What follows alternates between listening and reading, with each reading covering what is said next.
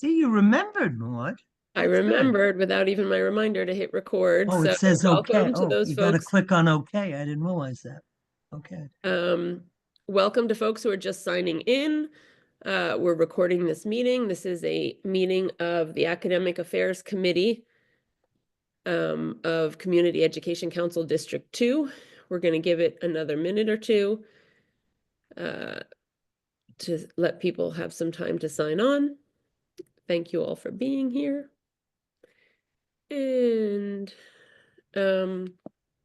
let's give it 2 minutes, let some people come in, and then we're going to start with some introductions.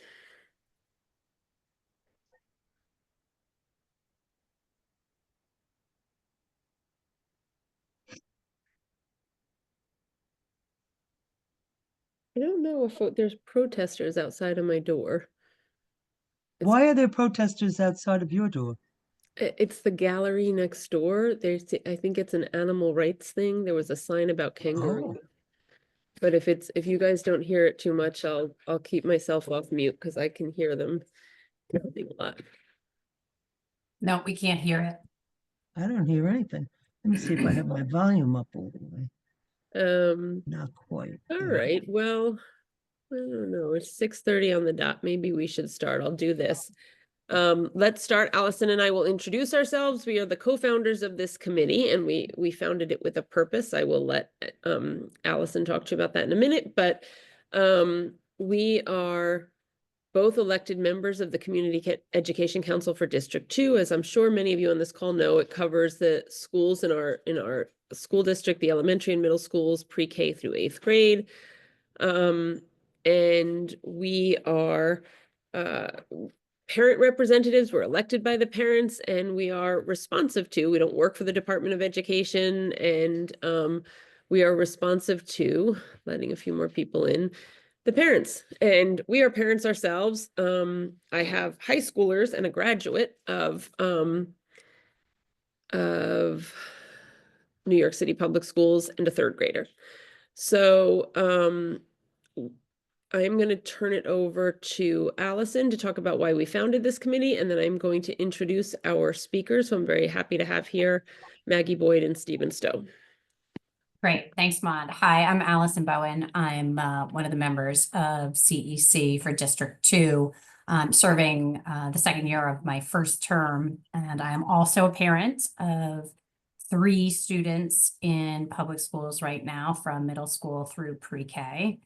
And like Maud said, the reason that we formed this committee is to focus on accelerated and advanced academics that we felt were lacking for a lot of the students in our district at the elementary and middle school level. And specifically starting with Resolution 252, which some of you may have read, is calling for a math path pilot program in our elementary and middle schools to offer more accelerated curriculum to students who are ready for it. One of the things that we have found, as have a lot of parents that have spoken to us, is people are going outside of the school system to get advanced instruction in math when their kids are outperforming what they're getting in their schools. And whether that's Russian School of Math, it's Kumon, it's private tutors, it's a lot of money people are paying in order to get instruction that we feel that they should be getting during the day at school. And it's also a lot of time. If you're spending after school doing stuff you should be doing in school, you're either not spending time with your family, you're not spending that time on, other extracurriculars, or really anything else you could be doing to grow as a person during those important formative years. And so, personally, I would like to see more rigorous instruction in ELA and science in a lot of areas, but I think math is a really good one to start with. And perhaps an easier one to tackle in terms of looking at how to incorporate some programs into our schools. Thank you. Let me first start with introducing Maggie. Some of you on here may know her. Maggie Boyd is a retired New York City public school math teacher. She taught at Lab Middle School. She was the department chair and dean of in Lab Middle School, and had one of the really sought after and desired math programs in our district that offered accelerated math instruction and advanced math instruction for 7th and 8th graders at Lab Middle, and also had a program that, you know, when we had a different screening method, had developed a screening method for Lab Middle School in general that helped to steer students who would be able to avail themselves of that advanced math program.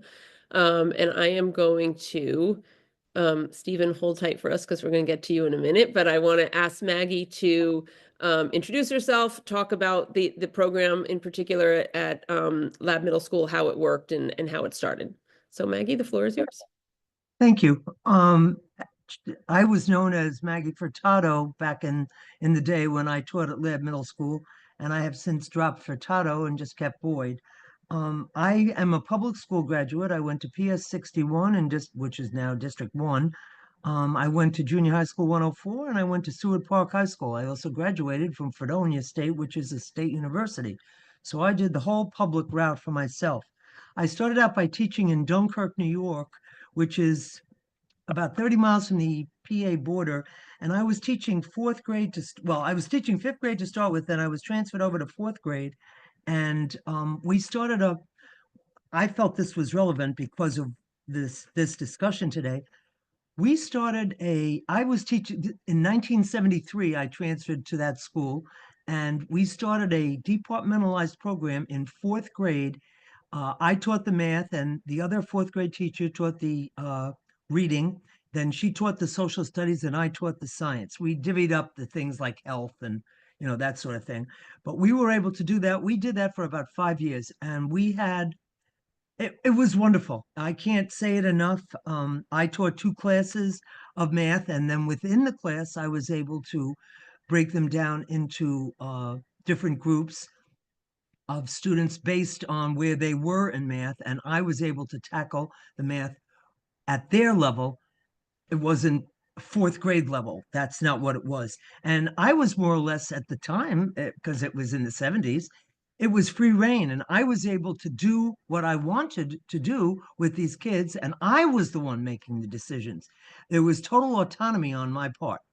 I could just determine, and of course I based it on the state tests, you know, what the curriculum was, but it wasn't written the way it was now. We had all of these objectives, and that you covered the material. You knew the kinds of questions they'd ask on the test, so you made sure you incorporated those into your lessons, as well as a whole lot of other things. Then I moved to Youngstown, Ohio, where I started teaching middle school, and I taught there for 20 years, and then I came here and I taught at Lab Middle School for about a little over 17 years. And Tim Evans and I developed the accelerated program there because we realized very quickly, we were the coaches of the Math Counts team, and we felt that it was important that these children, in addition to coming to Math Counts, got exactly what Maud and Allison said, got the instruction that they were capable of accessing during the day. It wasn't after school, it was during the day. And we were very competitive, you know, with our material. We were able to afford them opportunities to compete on things like the Continental Math League, the New York Math League, the AMC8, Math Counts. They did a lot of different, and then at the end of the year, Purple Comet, which is really a fabulous contest for the kids. And it's accessible at many points. The questions get harder as you go along. Now, the one thing I do want to say about that is we used in order to get the children into the class, we experimented with different ways, but we pretty much eventually decided on just giving a test. We gave a test of like 30 questions in a period for the children to take, and we decided on their placement based on that. Now, either they were in accelerated or they were not. There was no other differentiation other than an accelerated class was separate. And we went from 1 class, and then we went to 2, and then now, as I understand it, it's back to 1. They have now used, they use the iReady test, they use the Continental Math League, and they use the GPA for math to determine the entrance to what they call the honors class in math now, and they only have one honors class. But all of the children have to test in with the same criteria. And that's different than it used to be when there were two classes there a couple of years ago.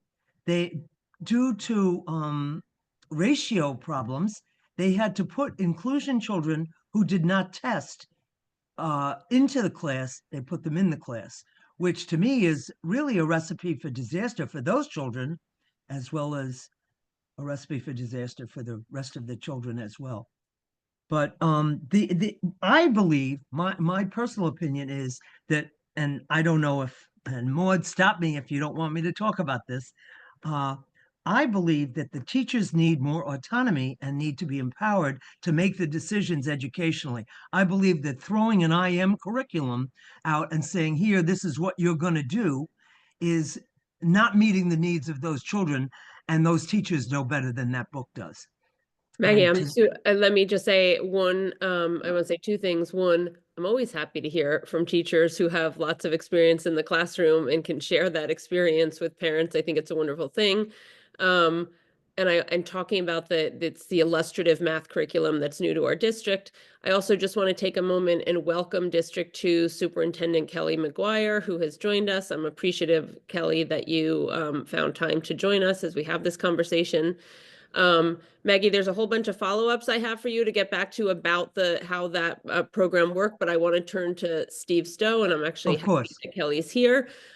Stephen Stowe is also, like Allison and I, a Community Education Council district parent, but he is in Brooklyn in District 20, and he has been working with the superintendent in his district to address what are the parent needs and the articulated parent needs of how they want to improve math offerings in that district. And so I thought it would be great for us District 2 parents and folks who are focused on District 2 to hear from another district that's having similar conversations and see how they're able to address them. So Stephen, thank you for joining us, and take it away.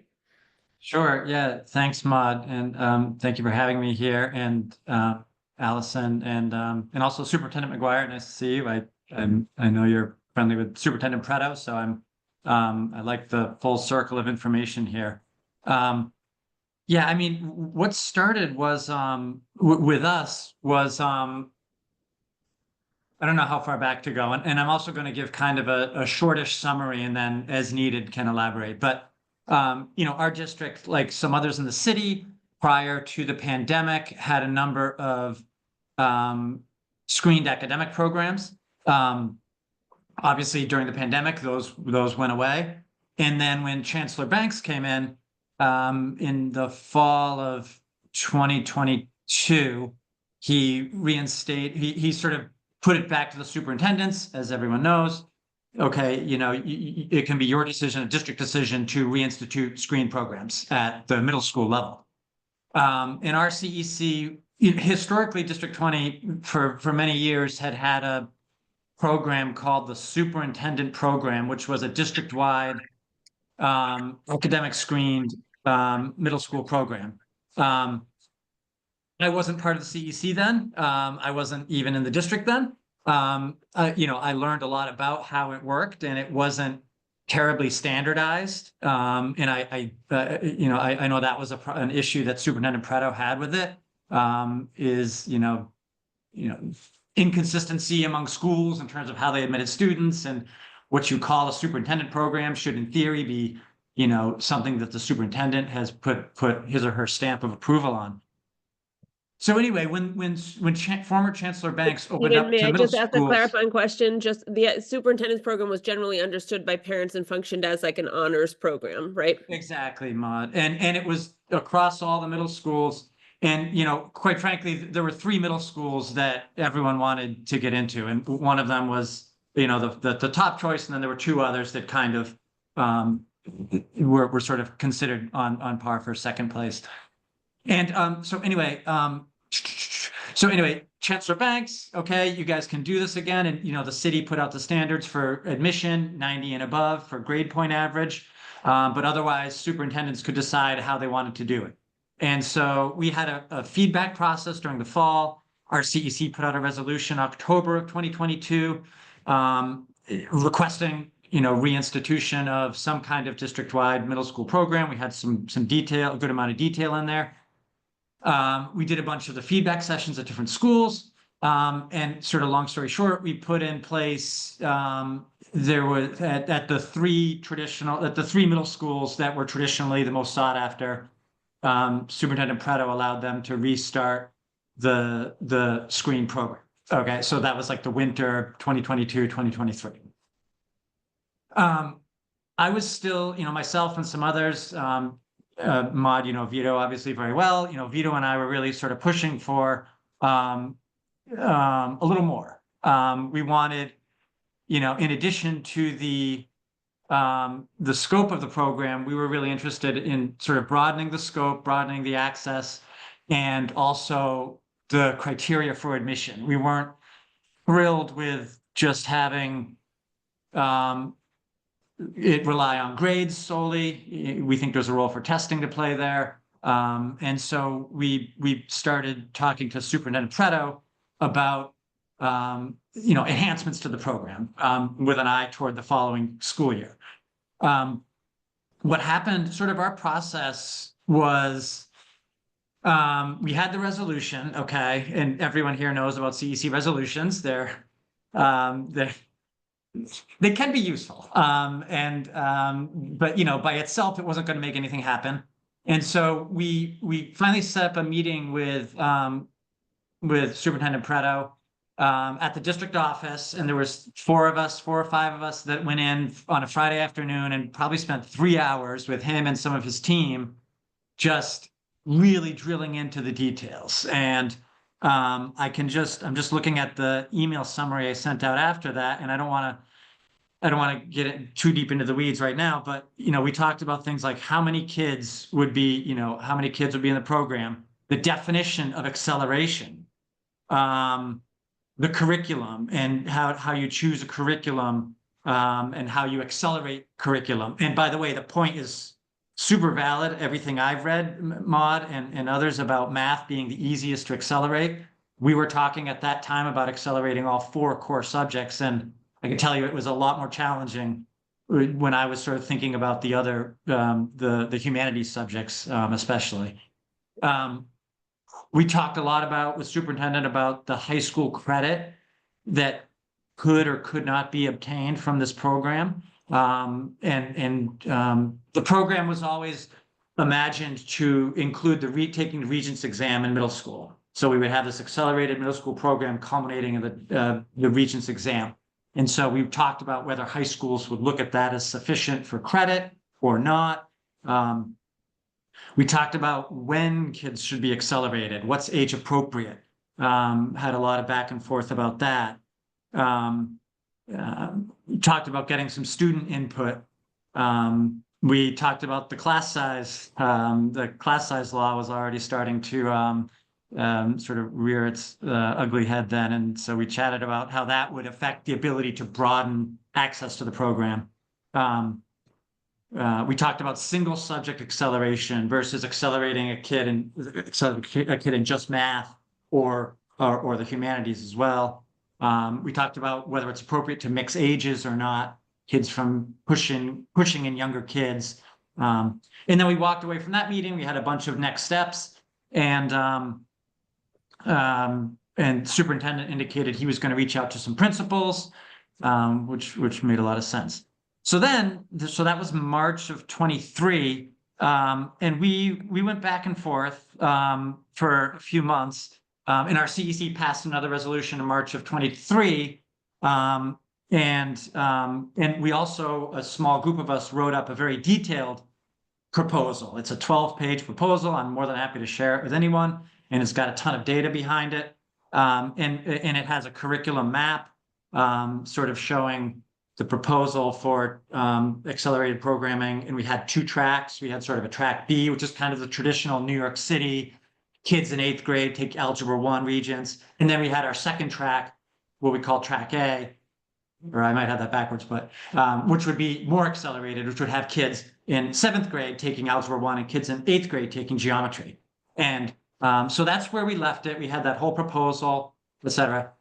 went back and forth for a few months. And I'll admit at the time I was getting a little frustrated. And, superintendent told me he was working on it and there was other things going on. At the time, there was also the rollout of New York City Reads, the literacy curriculum. So he was super busy with that. He was getting a lot of, at the same time as a group of us were pushing for the math acceleration, there was a group in our district pushing for exemptions from New York City Reads.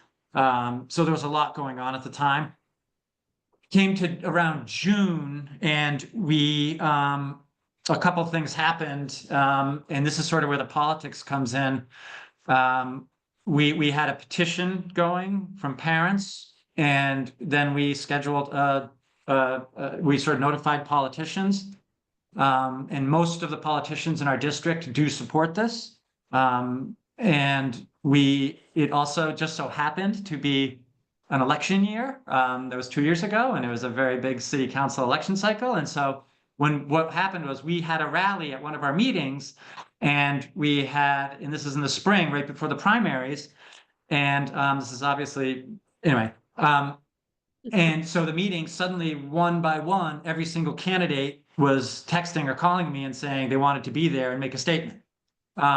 And so it was really kind of a confluence of these things. And I think that's the reality in CECs. We know CECs are political. I mean, it's a little bit of a local level politics, but ultimately that stuff does kind of play in. And so I just encourage anyone, that's my point now, even when I'm talking to people about thinking about running, is CECs don't have hard power, but we have the soft power and we have these little meetings. And, I know that anyway, so 2023, the June, I believe it was the June meeting or the May meeting, I might be forgetting. I think it was the June meeting. Had the meeting, a bunch of people spoke in support of it. And I think it had an impact with superintendent. I think, it's a matter of trying to get the priority, get it first thing on his plate as opposed to third or fourth thing, I think, is my impression.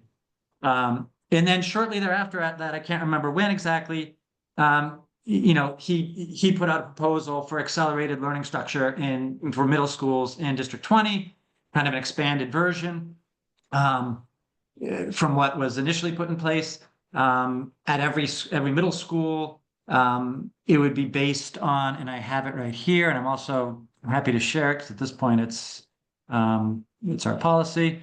It'd be standards based. That was always something that superintendent really felt strongly about. It would be aligned to the next gen learning standards, aligned curriculum in 4 core content areas, the use of curriculum compacting in the 4 core subjects. He has some additional add-ons for his program. He likes foreign language, dual language, interdisciplinary project-based learning, STEAM projects. At the time, we had a math Olympiad and a science Olympiad going on, and then so for the admissions, screened admissions criteria above grade level in reading and math, he put out some projected numbers, which is something we had talked a lot about, and he laid out the programming pathway. And I'm just looking this over, see if there's any highlights here.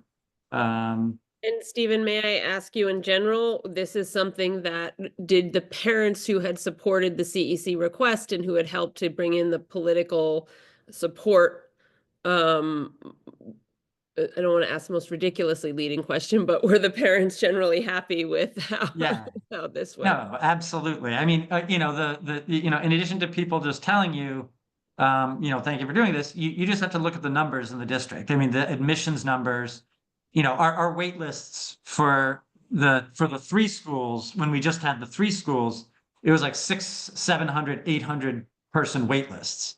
And by the way, we're still waiting. This is one of my things for superintendent. I've asked him a couple of times, and I want the numbers for this new program because, I think it's really cool that we try to do it at all of our middle schools, but I am worried that, how parents are, there's certain schools that parents love and it's the only one that they want to do. So anyway, we're still waiting on the raw data, the numbers of students who applied.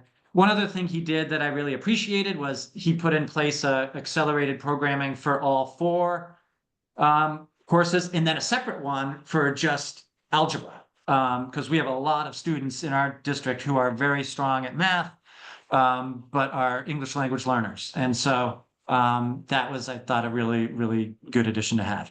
So anyway, yeah, so here we are. I think that's the end of the story and kind of how it came to be. Maybe that's a good place to stop. Yeah, thank you very much. And I actually think that the color of the politics that come into it is super important. I want to, and by the way, for the parents who are on here, I'm going to go back to Maggie for a moment, but then I also like to open it up to some questions, and information, if parents have specific questions, and we're going to focus on District 2 because this is a District 2 meeting. But Maggie, I wanted to say to you two things, and Allison, you can chime in here, is that focusing on the middle school stuff, as Stephen did, is obviously super important. And I will just say, I'll give the parent perspective of having 3 kids who have gone through elementary and middle school in District 2, is that depending on what high school you go to, parents, when your kid's in 4th grade and you're worrying about this, that back when it used to be worrying about your state test in 4th grade so they could apply into middle school, you're not really thinking about 10th and 11th grade math.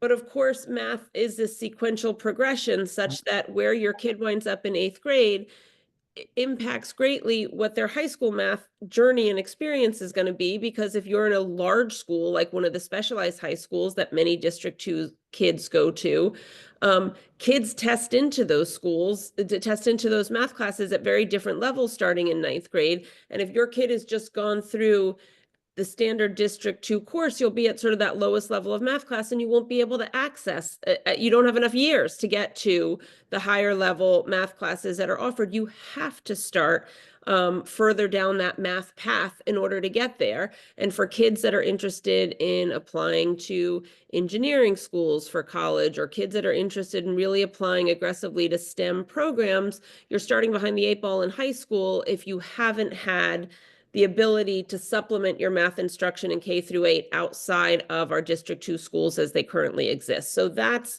the sort of looking down the future problem. I want to back up now and go to elementary school, because a lot of parents, that I've talked to, would like to see some acceleration opportunities in elementary school. And when I talk to my own principal and some of the principals I've worked with over the years, they use this word departmentalize. And I wanted to ask Maggie to explain what that is. And I'm trying, Kelly, I'm hopefully not giving you a heart attack, but I'm going to ask Maggie to talk about departmentalizing instruction in elementary school. And Superintendent McGuire, if you have anything at any time that you want to interrupt or correct me on, please do so. Please feel free to do so. I can only tell you what was in my experience. I cannot tell you what happens in the elementary schools here because I have not taught in them. Departmentalization for us was, we took, the other teacher in 4th grade took social studies and reading. I took the science and the math, and I taught 2 classes a day of social study, or of science and math, and she taught 2 classes of social studies and reading. That enabled us within our groups to break the kids down further. So I had 3 math groups in each class. I had a total of 6 math groups, and there was for lack of a better term, high, medium, and low. You can call them the songbirds or whatever you want, but that's what they really were. And they were in the classrooms together, and I would give them independent work to do, while then I would work with one group, and then I would make sure I hit one group, all 3 groups once during each period, each session. It wasn't a period because it wasn't 45 minutes. We had more like, I would say it was probably an hour to an hour and 5 minutes. And I would break it down, and I would give them assignments to do. And I worked, when I took the lower kids, I generally took them in the middle because I knew they had a shorter attention span. And I knew they needed me in the middle of the 2 times when they were going to be working on their own. When I took the accelerated, a lot of times I would end with them because I knew they were self-starters in many cases, and they could work independently on work until I got to them. So, and I also varied the lessons.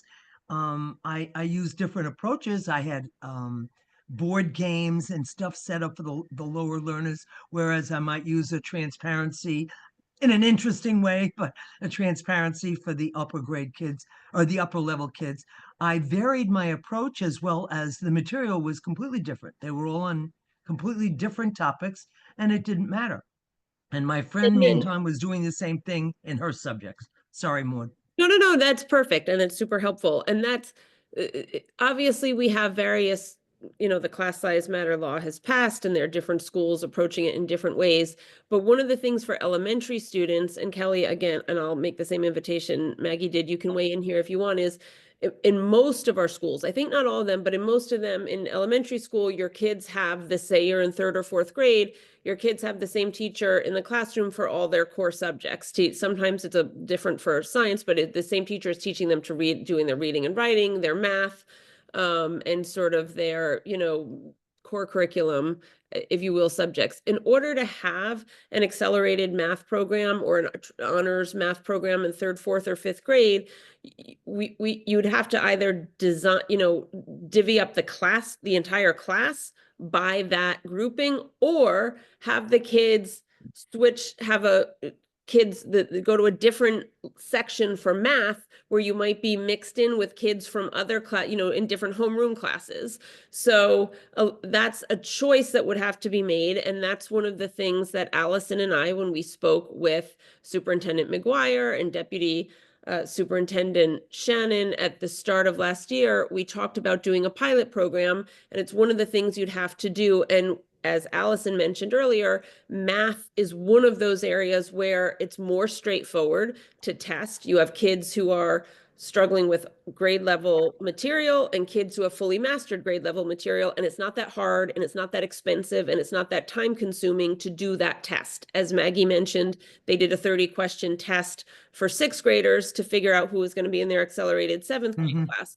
So many of the other reasons that you wouldn't be able to, that it's harder to test for other subjects, it's easier to test in math.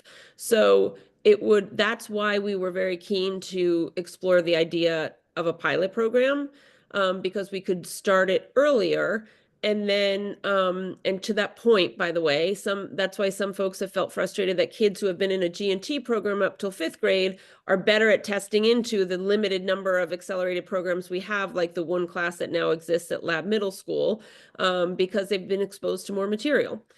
Maud, let me jump in here for a sec, because I think something you hit on right there about starting this in 4th and 5th grade is really important. Because at that point, we see a real differentiation in the students and the student abilities. And the other thing it allows, because I've talked to people about this who've been kind of critical about separating kids or differentiating them by ability. And I think that by exposing them earlier, you give more on and off ramps to a program like this. And that's what I think is really important. So you're not, using the old term definition of tracking kids, you're giving them the opportunity and then seeing how they do at it. If it's not right for them, they can go back with one of the B or C groups or whatever you were calling them, Maggie. And other kids who are doing really well then have an on-ramp, whether it's in the middle of the year or in the next year. So you haven't destined people for one path or another by waiting until later, and it's much harder to get people on and off. Maud, if I can just add to that, there was one year which there was the 4th grade was only one class. So there was just going to be one teacher. So that year I taught 3rd, 4th, and 5th grade math at a time. I didn't teach all of them, but I had like 3, and I'll never forget it. I had 3 5th graders that I had the previous year who were struggling. They were struggling, really, really struggling. And then I had the 4th graders, and I had some 3rd graders who were very, very bright in the room. And we all had the same type of situation where I would work with the 3 5th graders, and I would work, and some of the 3rd graders were in the 4th grade group, and some of the 4th graders were in the 3rd grade group. Now the 5th graders were lower than the other 2 groups, so they had to be, but they learned at their level, and they learned, I would say probably they learned a lot more than they would have learned sitting just in a regular 5th grade curriculum that they couldn't access the material for because they did not know, they didn't have a good enough foundation. It just took longer for them. Great point, Maggie, because I don't think we've said that enough on this call, is that this differentiation benefits kids at all levels because they're learning the material at their speed and at their ability. Yes. Now, my friend and I chose to do this because I love the math and she loved the reading, and she loved the social studies. So it worked out very well for us. But in order for this to do well, you have to have someone who wants to teach math, who is excited and enthusiastic about it. You can't just say, oh, Miss Smith is going to teach math, because Miss Smith might not like math. A lot of I hate to say this, but it's true. A lot of elementary school teachers do not like math. They don't know where it goes. You have to be able to teach the subject, and you have to know where it's going, so you know the pitfalls and what you shouldn't say, and you're thinking ahead. You might not be teaching ahead for certain things, but you're thinking ahead. You know the importance of certain things, and teachers who know math and enjoy math know that automatically. I think that's a point well taken, and I'm gonna, Kelly, you have something you want to add?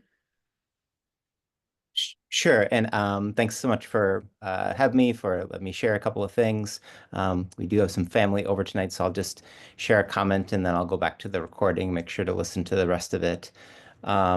So, we're actually, in a few of our elementary schools, we are beginning to talk about some departmentalization and enabling teachers to specialize in math. That's happening in a few different places, and it's one of those local decisions that's really going to have to be made by both the principal and the school leadership team.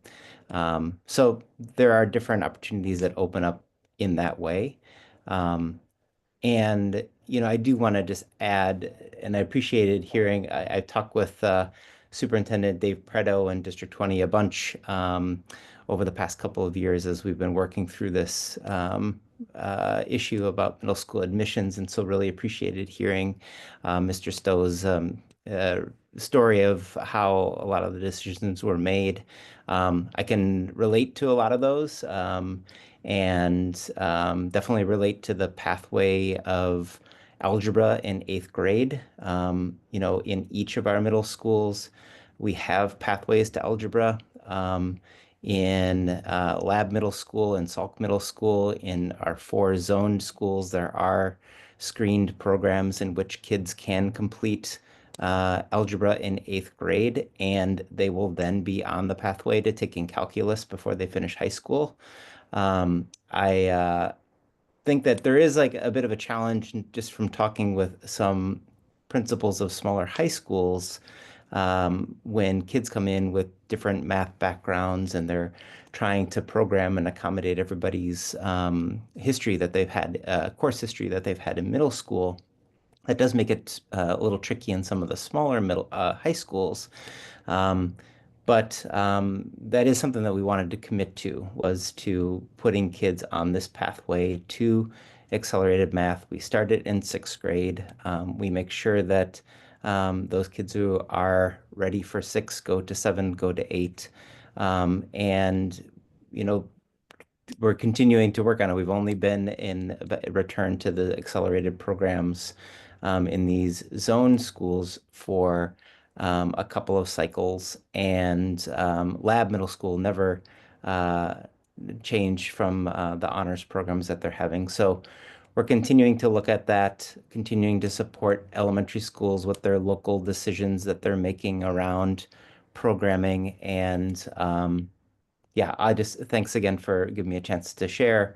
I did want to make sure that people were aware of some of the things that were going on with accelerated academics, because it has changed so much from prior to the pandemic, through the pandemic. So just wanted to make sure to share that. Kelly, thank you very much. I appreciate it. I have just a question coming in from a parent asking about specifically about elementary school, that a lot of parents feel like there's a big differentiation having like a kid in 3rd grade or 4th grade or 5th grade who has really already mastered the material that's being taught throughout the entirety of the year, and the sort of deep frustration that comes from having a bored kid in class. And I'll say that, as Stephen mentioned, that there's long wait lists at the desired middle schools in his district. There's also wait lists at programs that cost thousands and thousands of dollars. Like there's wait lists to get into Russian School of Math programs for 2nd graders, so there are people who are really looking for more than they're getting, or that they just perceive a need, right? Like if you want your kid to be a great, fencer, you're going to have to go do that outside of public school. You're not going to get it. But for math instruction, you should be able to get math instruction that teaches your kids something they don't know at some point throughout the course of the year. So I know, Kelly, I'm putting you on the spot because you weren't, you know, you're coming here and I appreciate it, but can you just address whether or not that departmentalization and differentiation would be possible in elementary schools in our district? So yes, we're looking at some schools and some schools that a lot of these decisions I think are going to be need to be made locally at the elementary school level with the principal and the school leadership team. And then when kids, you know, leave elementary school, and if they participate in the accelerated illustrative math curriculum, you know, we are taking 8th grade standards and content and spreading it to 6th and 7th grade so that they are ready for a full algebra curriculum in 8th grade. So yes, we are supporting schools that are beginning to look at some of that and consider that. Can I just say something there, Superintendent McGuire? I'm not sure how I feel about the accelerated program and the IM program. And it's simply because those children that come into 6th grade who are put in an accelerated IM program never get 6th grade math. And some of those children need 6th grade math. And they're putting, and I don't understand how somebody can arbitrarily just skip a grade in math. That doesn't make any sense to me at all. And many children are not ready for that. Yes, and we're not doing accelerated math for all kids in 6th grade. But thank you again, and I'll make sure to listen in on the recording, and I know we'll continue to have this conversation. So thanks, everybody. Thank you, Kelly. What I do want to do is, if folks can raise their hand if they want to ask a question. I can't, it's very hard for me to listen to people and read the chat at the same time. So if there are, so pardon me if you've put the question in there, but if anybody wanted to ask Stephen or Maggie or Allison or myself a question or offer an idea, happy to hear from people. I know it's dinner hour, so people might have, kids in the background. Stephen, do you want to add? Maude, can I just make a comment? Yes, Yeah, please and do. there's a question in the chat, and I think this is kind of where the issue is at now. It's certainly where it's about a pathway to Algebra 1 in 7th grade. And I'm not going to speak for District 2, but I believe, based on what I know and from what Superintendent McGuire was saying, that there currently isn't, and there's also currently not in District 20. And that's sort of that's the current discussion we're having with Superintendent Preto. And in two days, we have another resolution on getting a pathway for geometry in 8th grade. And we've started having conversations with him. And I understand that that's sort of a more challenging ask than algebra in 8th grade. But we at least wanted to have the conversation. We know that there's a handful of schools around the city that do offer geometry regents in 8th grade. And so we just wanted to open up a conversation and sort of talk about the pros and cons of that and what that would look like in terms of curriculum. And I sketched something out back, a couple of years ago when I did that proposal, and you'd basically have to have in grade 6, half of an intro to sort of algebra and sort of half of pre-algebra, and then you'd have to finish things up in grade 7 and then do all of Algebra 1 in grade 7 to get to geometry, a full geometry course in grade 8. So anyway, I think that's maybe you guys can confirm if there's a pathway to geometry yet in District 2, but that's currently what I'm working on here.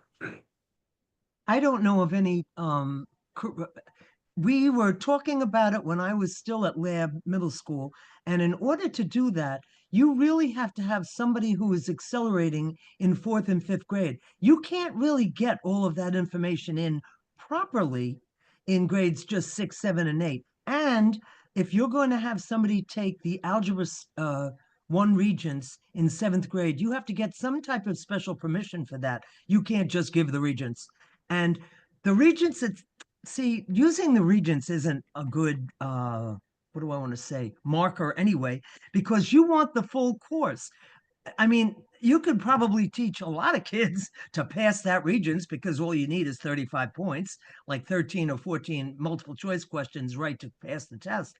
But that's not the goal. The goal is to learn math, to enjoy math, to like math. We have a lot of kids that don't like math, and that's unfortunate. It shouldn't be that way. We should be presenting curricula that feeds into the interests of kids. And to me, projects are the way to go. I mean, and I'm not opposed to testing at all, so I don't want you to think that, but I tried to have projects in every single unit. I had an election project for ratio and proportion, which was really an incredible project, and it taught the kids a lot. I had different projects that I used, and to me, it's the glue that kind of cements the learning of that, whatever the concepts and skills were, together, because they're using it, they're applying it in a real world situation. I had Olympic activities that I did with the kids, and had them figure out, you know, what the miles per hour was and all that sort of thing based on real data. And none of that is being done right now. Maggie, can I ask you 2 follow-ups to what you just said? Absolutely. Do you think, number one is, do you think it's feasible to take the algebra regents and the geometry regents both in 8th grade? And how comparable are we've had discussions about this, so I'd love to get your view on it, but how comparable regents and the state tests, how comparable are those two, the information tested on the regents exam versus the state math exam? No, The state test only goes through 8th grade math. That doesn't include algebra. It doesn't include the course algebra. It includes solving equations. It includes writing equations, writing expressions, evaluating. It includes all of that, but it's not a Regents exam. It's not limited to only Regents questions. It's not limited to only algebra. How do I feel about 7th and 8th grade? It's funny you said that, Steve, because I was going to say to Superintendent McGuire that there's another point at which children can catch up if they want to, if they're interested in taking calculus in high school and they feel like they missed the boat in middle school, they screwed around, maybe they played off around, maybe they were immature or whatever, and they can double up after Algebra 1 in 9th grade. They can double up and they can take Geometry and Algebra 2 in the same year, and that will afford them the time taken in senior year to take calculus. When I was at I taught at Lib High School for about 5 years too. And that's what we would do. We would take the kids who really did well in algebra and wanted it. Okay, you take the Algebra 2 and geometry, and they did it, and that was successful. I don't know how I feel about taking the 7th and 8th grade. I don't know. That would be a lot to do. You know what I mean? Because it's 2 completely different topics. They're not related at all. Yeah, sure. I mean, the kid would have geometry class and then the kid would have algebra class. Like, right. Yeah, it would totally, I agree with that. But then where would they get the time to do that too? Because then you're talking about 2 45-minute periods, and you don't want to short shrift it. That's the thing I worry about when people talk about acceleration. I still want the curriculum to be a rich curriculum. I want them to have time to explore and discover. I don't want it just to be wrote, here's the formula, do it. Here's the formula, do it. That's boring. And bright kids don't like that.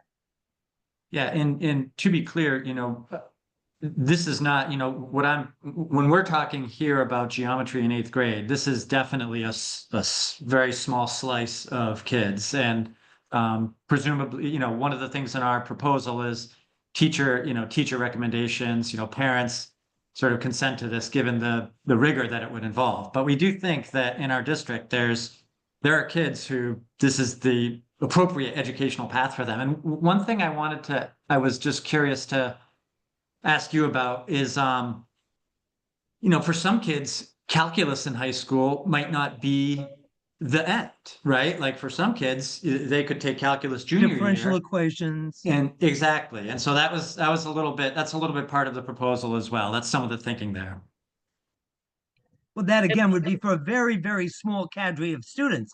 It wouldn't be for everybody. Right. I have 2 hands up, so I'm going to go to the questions, but I want to say that's one of the points that I don't want to get us off onto the high school tangent, but that in order to, we have high schools in our district or citywide high schools, like the specialized high schools and some others that offer math instruction beyond calculus, but the only way to get there is to pay for instruction or to have a parent, you know, with more math knowledge than me who can help you get to through material to get to the post-calculus class instructions in high school. We have kids taking, you know, calculus in junior year in lots of different schools throughout the city, but they didn't get there by relying on public school education. They had to get math instruction from outside of school to get it. And for me, the equities there just don't line up and don't seem fair. We should have pathways to get to the highest level of math offered in public school that you can reach while in public school. I'm going to go to Liz and Cynthia next. Liz, do I have to ask you to unmute? There you go. Liz, go ahead. Hi, I'm Liz Storm. I'm a member of the SLT at Lab, and I also teach in the math club at PS11. And you stated a lot of the points I wanted to say, Maude. I think that to me, Maggie's statement about kids having to double up, that is happening at high schools across the city. And I don't think it's a point to push aside to think about high school when we're talking about elementary school math. I just don't understand why a student who is capable, we're throttling them at the elementary school and middle school levels, and then asking them to step up and double or to double in coursework and to double at their level in high school. That doesn't make any sense to me at all. I really think that there's a way to approach it holistically where we could start. And I love the idea that we could take it as a district, even as a city, to help kids move a little quicker. And I don't think that it's something that needs to be said like, oh, only certain kids can handle this. I think a lot of kids can handle this. I think we're underestimating what our students can learn. And the only way that I think it's yesterday's approach to say that Algebra 1 in 8th grade is accelerated. Kids who want to go on to STEM careers, science careers, computer science, finance, whatever they want to do, they're not going to be able to do that if they're taking Algebra 1 in 8th grade. And New York City is not helping children of today if they are if we still keep thinking that Algebra 1 in 8th grade is the accelerated way to go. So I hope that together we can all solve this problem, because Liz, thank you so much. And I'm very distressing. Liz, thank you so much. And thank you for speaking and bringing your perspective. And what Allison and I started at the beginning of this term was an effort to get this pilot program. Our CEC term had some distractions throughout the year, but we are two women who can keep the eyes on the prize of getting math pilot programs can start in 3rd grade. And that's what we've been trying to focus on. Underscoring everything you've just said, I'm going to go to Cynthia in a second, but I want to say they did this exactly in San Francisco. They took away algebra from all 8th graders, and then you had to double up on algebra and geometry in middle school, and it hurt all kids' math performance, but it particularly hurt minority students. And because the reason of taking algebra out of 8th grade was offered with an equity rationale, Yep.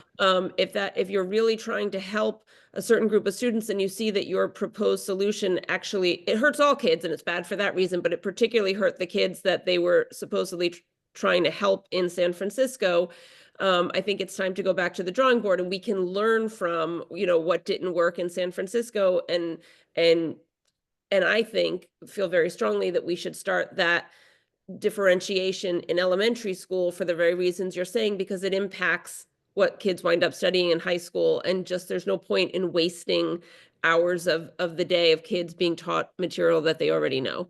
So Cynthia, you're unmuted. Awesome. Hi. So apologies for the screen. I have security measures on my work computer and we don't allow Zoom. So I would like to say I currently have a second grader and I'm becoming aware of the fact that algebra isn't offered in 7th grade. That was not something I was aware of. I mean, I don't want to exactly say how old I am, but I am north of 40. And when I was a kid, algebra was already starting to be offered in 7th and 8th grade. So I'm a little bit shocked that there isn't an easy pathway for the majority of the kids who are capable to be taking algebra by 7th grade. And we already see it. The reality is that different kids have the ability to learn math at certain points and they're ready for the more advanced math. And by limiting them, they become bored. They become a problem for the class.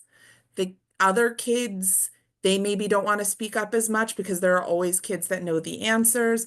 I think it's to everyone's best interest to be able to, I guess you guys called it departmentalize, but to be able to give kids that more individualized attention that is required, because math is just one of those things that very easily kind of falls into having different capabilities at different times. And like you guys said, you do it earlier, you do it in like 4th or 5th grade, you do it by 4th grade. You allow kids to start moving around for maybe 1 class a day or 2 classes a day. And when they get to middle school, the fact that they move around every period is something that they're more used to. So it actually kind of gets them ready to middle school in that sort of way. It prepares them for that. And if a kid isn't ready for advanced math, more advanced math in 4th grade, they can wait a while. It's not the end of the world. Everyone has different strengths and weaknesses. And a lot of kids have very mathematical brains. And I noticed, Stephen, one of the things you brought up, which I thought was really important, is that a lot of the kids that are really strong in math maybe don't have the best ELA. And that's why you were able, to offer a specific regiment for kids that were able to accelerate in just that one program. And I think that's fantastic. I really feel like it would be to a lot of kids' benefit to try this earlier than waiting until 6th or 7th grade to really differentiate to any degree. And the idea that there wouldn't be algebra by 7th grade, I'm just sort of floored, because if you look at the suburbs or you look at the private schools, they're all doing algebra by 7th grade. So Yes. if we want public education to be able to compete on a level playing field for everyone, we need to offer these within the school day. Because like Maude mentioned, the waiting lists for Russian math and mathnesium and all, Kumon and all this stuff is outrageous. And that's for the parents who is the can price tag. afford to pay these outrageous fees. And Yeah. the kids that have the stamina after, a long day at school to continue doing more math. And I think it's a real disservice to everyone. And I really hope that, we at least try it at a couple schools, see how it works, get the feedback from the teachers, get the Cynthia, feedback. thank you. Thank you for saying that, Cynthia, because it reminds me, before folks sign off, because we're getting 7:30, I have an ask. Sorry to jump in, Cynthia, but I have an Go for ask of the parents that are here. I'm not sure how many people are D2 or not, but I want to go to Stephen and then I'm going to do my ask. Okay, I just want to Sup- say, I hope that we can pilot it, get feedback from the students, get feedback from the parents, get feedback from the administration, get feedback from the teachers, and, adjust as necessary. Things don't have to be perfect when you first pilot it. That's exactly what we want to do. But Stephen, you go. Super quick, can I share my screen, Maud? One sure. really interesting, hold on 1 second. In the process of writing our latest resolution for geometry, this is a Rand Corporation did a study about mathematics nationwide. And you can see here, percentage of principals in schools serving grades 6 through 8 reporting each course offered in their school. Geometry, nationwide, 24% of principals offer it. only 6% in New York State reported offering geometry. You can see in Florida, it's widely available. So anyway, I just thought that was a really interesting data point to compare, and just to, again, put it in context. It's not unheard of. It's quite common across the country, and perhaps it's something that New York State could implement more widely. And one of the things that the conversation we had in the last academic affairs meeting is that actually dividing kids into the groups and giving the specialized instruction, as Maggie was talking about having done, actually helps all of the kids rise faster. The kids in all the different levels do better, which is some of the research that the professor that we had speak at our last meeting was talking about. So not only are there other states offering it more, the kids across the kids that are taking it and the kids aren't who are taking it stand to benefit from math that is meeting them sort of where they are, to use that particular lingo. What I wanted to say is this, and Allison, then I want you to jump into, is I love the fact, actually, Stephen, I remember that you did that by having all the politicians who wanted people's votes, and they knew the parents really wanted these accelerated programs, and the politicians showed up, and Stephen was out there with his homemade signs, and I love it. It's just something that makes my heart happy. But I'd love to skip that step. I'd love to skip that step here in New York. I'm perfectly happy to stand outside of buildings with signs and rally for things. But what I'd really like to do is because I think Allison and I've been meeting for 2 years with Kelly McGuire and started meeting with him 2 years ago. I mean, we only met a handful of times, but we're getting closer. But without parent pressure, this won't happen. It takes some parent pressure to make it happen. And what I'd love to do is put together a meeting. I would love Cynthia and Liz, who spoke up, to join us, and to get some other parents who want to, to advocate for this, to meet with Kelly McGuire. And I was ideally thinking it'd be great to have some representatives from different schools. So you could come from lab or from, whatever school. And ideally that would mean maybe having a conversation with your principal at your school and saying, I'm curious about this, keen to participate, want to see if this is something you'd be interested in, because I do understand Kelly's point that you need a principal who's interested. But I know there are some principals who are open to the idea. And I've had some conversations with some. So I think that we, had some conversations with administration. So I think that we are Maude, going to put out a I'd call. like to go a step further than what you said about just having a few parents. We have 50 middle schools and elementary schools in our district. And I think what ideally we'd like to see is to have a math liaison at each school. And you may or may not be actively involved, or say you have the time to meet with Kelly or one of the assistant superintendents, but you might say, I really care about this in my school, and I want to show that, Peck Slip or Spruce Street, I can tell I'm a downtown mom here, is really on board with this project. So even if you're feeling like, I don't have much time to do this, I've got, however many kids and a job and whatever, even if you want to be involved and just say, I'll be a liaison to our school, we'd love it if you stepped up.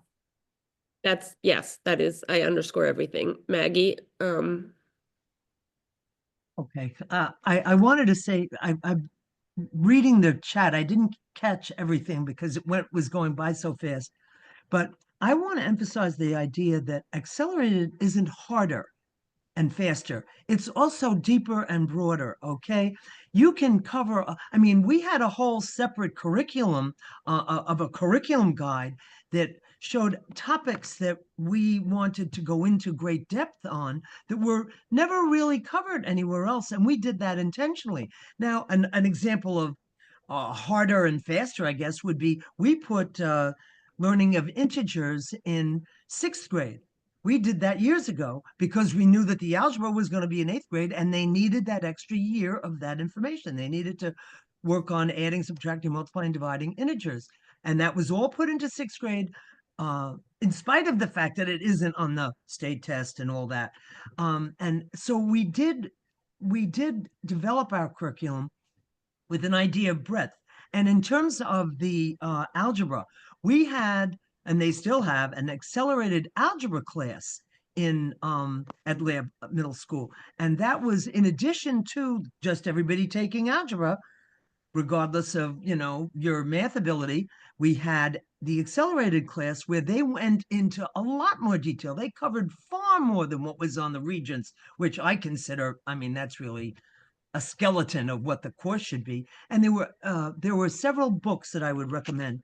The Art of Problem Solving book, Pre-Algebra, is an excellent reference material for kids. And that can be used as a textbook. I know at Lab Middle School, they have a whole set of those books because I saw to it that they were purchased.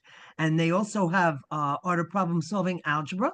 And it goes all the way through. They have geometry and so on and so forth. And the Art of Problem Solving Company puts out something called Beast Academy for elementary school, which, believe it or not, and I am familiar with this to some degree, they introduce adding and subtracting of integers in 4th grade. And they do it in a way that can be done. It's all about accessing the material and how you approach it. It's not about the degree of difficulty of it. Because I wanted to address that based on what the people in the chat room said, because I don't just want it harder and faster. That's not my goal at all. Thank you. I thank you, Maggie, for taking a look at that.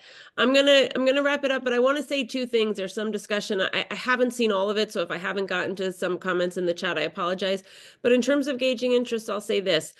Like I said, I have a child who's graduated this school system. I was on my community board schools and education committee for 5 years. This is my 3rd term of serving on the CEC. So I have a kind of good perspective of our district and some of the involvement.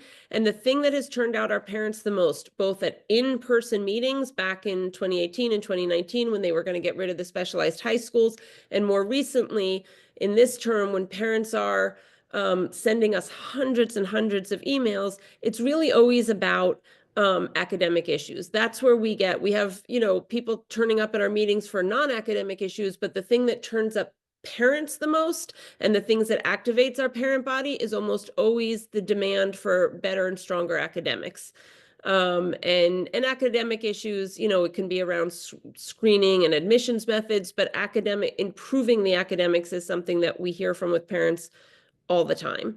And judging by particularly like the number of emails that will come in when there's an issue that is being voted on PEP, or that is a resolution that we have on our calendar, it's an academic issue that goes forth. What we will do is, for everybody that was here, Allison and I can send around a sort of sign-up sheet to move towards a liaison model. And if we can, get that going, that would be fantastic. And we can, create some communication methods to put on the pressure that we need to put on, I think, to nudge in a direction that they might be somewhat willing to go in. This isn't an uphill battle where we're trying to convince them to do something that they're completely opposed to. That's very hard. This is something where they've indicated a lot of interest or a lot of willingness to discuss it, but it's not happening unless it gets that parent push, is what my experience tells me. I just want to say huge thank you to Maggie and Stephen for sharing your time with us. I think it's super helpful to hear from different districts and to hear from a teacher perspective. And I'm really grateful for you guys for being here to do that. Allison, do you want to wrap us up? Yes, I will. I will thank you as well on behalf of all of our CEC. And I will also say to the people who are on this call, this isn't the only academic issue that we're focused on. And to the extent there are other things that you want to talk about, that you might like to have speakers on, or that you might like to raise to Maude, to myself, and to the rest of the CEC, reach out anytime. This is why we're here. This is why we ran, and this is why we're on the council. Yes, and thank you. I saw Rhonda just said that we don't have a sign-in sheet here, but I have everyone's email who registered for the CEC, so we are going to send information, and we can send a link to this meeting to everybody who signed in with the email that they signed in on. So thank you all for coming. And if you have to go feed your kids as I do, I hope it's painless and enjoyable. Okay. Thank you. Thank you, everybody. Bye-bye.